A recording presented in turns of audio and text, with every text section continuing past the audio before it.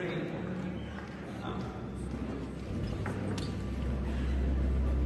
I see you having a dream.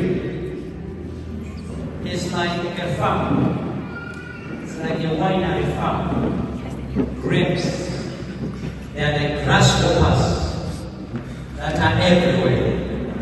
You are in the middle of it.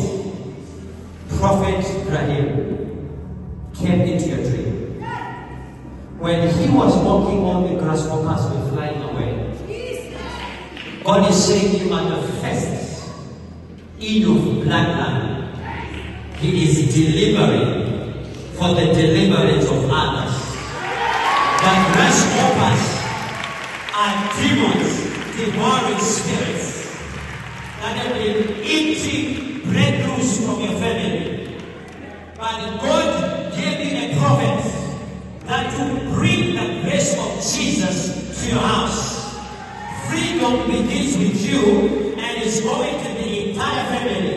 They've been anti-Vedic spirit from the families, but God says it's being broken today. Freedom is coming, and the prayers we pray, God is answering them right now.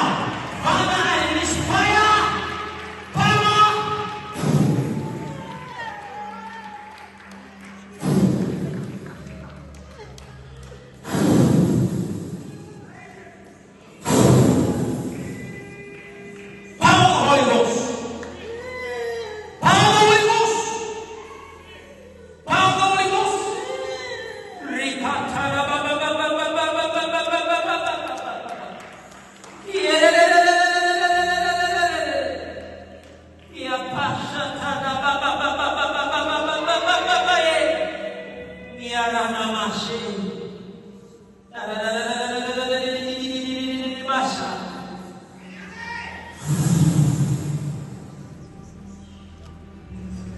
The Holy Ghost rests upon you this day.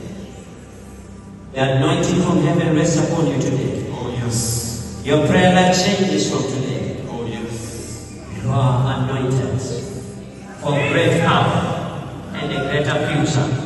Your sins are forgiven. Yes. Washed and buried under the blood of Jesus. Yes. A new life has been placed in your spirit.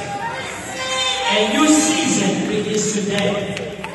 Greater shall be your testimony.